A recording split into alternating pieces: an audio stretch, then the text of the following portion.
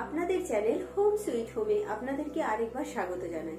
অনেকদিন পর আপনাদের জন্য নিয়ে এসেছি একটা নতুন ভিডিও।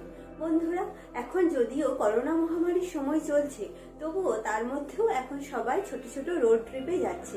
কারণ রোড ট্রিপকে অর্গানাইজ করার জন্য আমরা কি কি করতে পারি এবং সেই সঙ্গে এই কোভিড-19 সময় আমরা কি কি প্রিকশন নিতে পারি সেই সম্পর্কে আজকের এই ভিডিও। তাহলে আসুন শুরু করা যাক। একদিনের রোড ট্রিপ প্ল্যান করার জন্য প্রথমে আমরা একটা লিস্ট বানাবো। ঔষধ, খাবার দাবার, অন্যান্য জিনিসপত্র যা কিছু লাগবে সব কিছুর একটা লিস্ট রেডি হয়ে গেলে আমাদের জিনিসপত্র গোছানোর পালা। বর্তমানে কোভিড পরিস্থিতিতে যেগুলি আমাদের সঙ্গে থাকতেই হবে তার মধ্যে অন্যতম হলো হ্যান্ড স্যানিটাইজার, হ্যান্ড ওয়াশ, কিছু extra mask, toilet spray, Savlon অথবা ডেটল।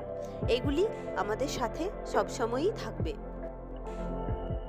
এগুলিকে আমাদেরকে এমন জায়গায় রাখতে হবে যাতে আমরা খুব সহজে হাতের কাছে পাই, কারণ সব সময় হাত ধোয়ার অপশন পাওয়া যাবে না। সেক্ষেত্রে স্যানিটাইজার, এবং যেখানে হাত ধোয়ার অপশন পাওয়া যাবে ভালো করে হ্যান্ড ওয়াশ দিয়ে বাচ্চাদেরকে হাত ধোয়াতে হবে।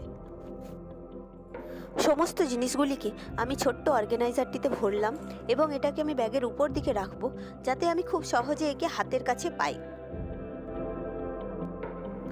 এরপর আসা যাক অন্যান্য প্রয়োজনীয় জিনিসপত্রগুলিতে।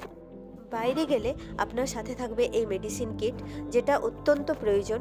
আপনারা আমাদের মেডিসিন অর্গানাইজেশনের ভিডিওতে এই ট্রাভেল কিটটা দেখে থাকবেন, না দেখে থাকলে আই বাটনে ক্লিক করুন। এই ট্রাভেল কিটে থাকবে ব্যান্ডেজ, কয়েকটা অ্যান্টিসেপটিক ক্রিম, মার্ব্রোমিন সলিউশন, জ্বর, বমি, ব্যথা ইত্যাদির একটি দুটি করে ট্যাবলেট, ওআরএস প্যাকেট, তার সাথে থাকবে একটা ছুঁচো এবং একটা ছোট্ট কাঁচি। এরপর এই পুরনো সানগ্লাসের কভারের মধ্যে আমার ইয়ারফোন, কলার মাইক এইগুলি রাখা আছে। এরপর আমরা যেটা নিয়ে যাই পাওয়ার ব্যাঙ্কটা খুব কাজের। যদি ক্যামেরা ইউজ করেন তো ক্যামেরা, তবে এখন ফোনেই ভালো ক্যামেরা আছে। এরপর আমরা যেটা নিয়ে যাই একটা ময়শ্চারাইজার, লিপস্টিক, কাজল ইত্যাদি নিজস্ব চয়েস অনুযায়ী যারা মেকআপ করেন অল্প স্বল্প মেকআপ, কিন্তু খুব ছোট ছোট পাউচ বা ছোট ছোট প্যাক করে নিয়ে যাবেন, পুরোটা নিয়ে যাওয়ার দরকার নেই। আর একটা অবশ্যই চিরুনি। আমাদের কিন্তু সবসময় একটা ফেভিকুইক এবং কয়েকটা সেফটি পিন সাথে রাখা উচিত। আমি সেটা রাখি, কারণ হঠাৎ জুতো ছিঁড়ে গেলে বা কোনো জায়গা নষ্ট হয়ে গেলে ফেভিকুইক খুব কাজ দেয়। আমি আমার সাথে একটা ডায়েরি এবং পেন রাখি যাতে ইম্পর্টেন্ট ফোন নাম্বারগুলি লেখা থাকে এবং নতুন চিন্তা কিছু এলে তাও লেখা যায়। তার সাথে অরিজিনাল আইডি প্রুফ এবং সব সময় খুচরো টাকা কিছু রাখা হয় কাছে, কারণ কার্ড সব জায়গাতে কাজ নাও করতে পারে। তো সাইড ব্যাগটা সবসময় আমাদের সাথে থাকে, তাই সাইড ব্যাগটা বাঁচতে হবে যেন সেটি হালকা হয় এবং তার মধ্যে সুন্দর করে গুছিয়ে জিনিসগুলি যেমন যেটা ইউজ হবে সেই অনুযায়ী রাখতে হবে। যেমন আমি স্যানিটাইজারটি একদম সামনের পকেটে রাখলাম এবং বাকি জিনিসগুলি তাদের প্রয়োজনীয়তা অনুসারে আমি নেক্সট যে জিনিসগুলি নেব, একটা শতরঞ্জি, বেডশিট অথবা ম্যাট। তার সাথে নেব বাচ্চাদের খেলার কিছু জিনিস, যেমন পকেট চেস, অ্যাক্টিভিটি কিট ইত্যাদি। কিছু থলি শপিং করার জন্য, একটা এক্সট্রা স্টোল বা চাদর, হঠাৎ ঠান্ডা লাগলে নিতে পারেন। তার সঙ্গে আমরা নেব একজোড়া এক্সট্রা মোজা, কয়েকটা প্লাস্টিক এই ধরনের, কারণ সব জায়গায় প্লাস্টিক অ্যালাউ নেই অথচ প্রয়োজনীয়তা আছে। এরপর নিতে পারি আমি যেমন নিয়েছি একটা এক্সট্রা রেইনকোট বাচ্চার জন্য, হঠাৎ বৃষ্টি এলে কাজে লাগতে পারে, একজোড়া এক্সট্রা স্লিপার এবং ওদের জন্য অর্থাৎ বাচ্চার জন্য একটা এক্সট্রা ড্রেস এবং একজোড়া এক্সট্রা মোজা। এদেরকে প্যাক করার জন্য আমি আমার এই স্কাই ব্যাগের পিট ব্যাগটি বেছেছি। ব্যাগটি নিজে খুব হালকা এবং খুব ভালো, এর মধ্যে দুটি কম্পার্টমেন্ট আছে, তাই জিনিসগুলি রাখারও খুব সুবিধা। আমি এদেরও প্রয়োজনীয়তা অনুসারে পরপর এদেরকে রেখেছি।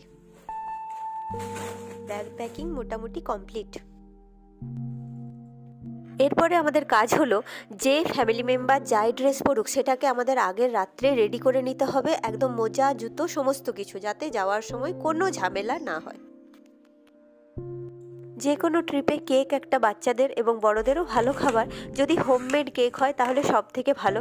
বাজারের কেক কিনলে পেস্ট্রি জাতীয় কেকটিকে অ্যাভয়েড করা ভালো, কারণ এটা খুব মেশি হয়ে যায়। ফ্রুট কেক, শুকনো কেকগুলি এইরকম ছোট ছোট কেটে সেটাকে এয়ারটাইট কন্টেনারে নিয়ে গিয়ে খাওয়া ভালো। বাইরে খাওয়ার জন্য একটা ভালো অপশন হচ্ছে এই ছোলা ভিজিয়ে তারপর তার সাথে শসা কুচি, পেঁয়াজ কুচি, টমেটো কুচি এবং চাট মশলা দিয়ে একটা মোটামুটি চাট রেডি করা। বাইরে খাওয়ার জন্য আমরা কিছু প্যাকেট স্ন্যাক্স, ছোলা ভাজা, মুগ ডাল ভাজা, শুকনো মিষ্টি ইত্যাদিও প্যাকিং করে নিতে পারি। খাবারের জন্য আমরা একটা ছোট এই ধরনের ব্যাগ চয়েস করব, যাতে সেটা আমরা লাগাতে পারি চেন দিয়ে। অপশন হিসাবে আপনারা মুড়ি নিতে পারেন। কাগজের গ্লাস, প্লেট এগুলি সাথে রাখতে হবে, এগুলি বাইরে গেলে কাজে লাগে। এবং তার সাথে পর্যাপ্ত পরিমাণে জল, বড় জলের ক্যান নিলে তাহলে কিন্তু গ্লাসগুলি অবশ্যই লাগবে, আর 2টি চামচ সাথে রাখতেই হবে। ব্রেড, মুড়ি, কলা, লেবু, ফ্রেশ ফ্রুট যাই নিন, সবাইকে একটা আলাদা খাবারের ব্যাগে প্যাক করুন এবং খাবারগুলিকে এয়ারটাইট কন্টেনারে নিতে হবে। তার সাথে জল নিতে কিন্তু একেবারেই ভুলবেন না। মোটামুটি রেডি। এবার বেরোনোর আগে আপনি নিজের গাড়ি বা রেন্টেড গাড়ি যাই হোক স্যানিটাইজ করে আনতে বলবেন। আমরা যেখানে ঘুরতে যাচ্ছি সেখানে প্রথমেই আমরা বাজেট এবং টাইম প্ল্যান করে নিয়েছিলাম। যেমন আমাদের ডেস্টিনেশন ছিল কংসাবতী ড্যাম, তাহলে আমরা ঠিক করেই নিয়েছিলাম যে এখানকার সৌন্দর্য উপভোগ করে আমরা ঠিক দিনের মাঝামাঝি বোটিংয়ের রাইডটা নেব, যাতে বিকেল হওয়ার আগে আমরা ফিরে চলে আসতে পারি। আমাদের জানা ছিল এটা মোটামুটি কতক্ষণের রাইড। এবং চলাকালীন আমাদের সাথে ছিল হ্যান্ড ওয়াশ, স্যানিটাইজার, শুকনো খাবার এবং বাচ্চার জন্য এক্সট্রা ড্রেস, কারণ ওরা জামা ভিজাতে যে কোনো সময়ই পারে। এই বোটিং থেকে আমরা উপভোগ করতে পেরেছিলাম মোহনার সৌন্দর্য, যেখানে কুমারী নদী এবং কংসাবতী নদী মিলেছে। এরপর আমরা এখান থেকে দেখতে পেলাম পরেশনাথ ধামের মন্দির, যেটা 150 বছরের পুরনো প্রাচীন মন্দির। এই মন্দির দেখার পর আরেকটুখানি গিয়ে আমরা পেলাম ডিয়ার পার্ক আর সোনার বাংলা পার্ক।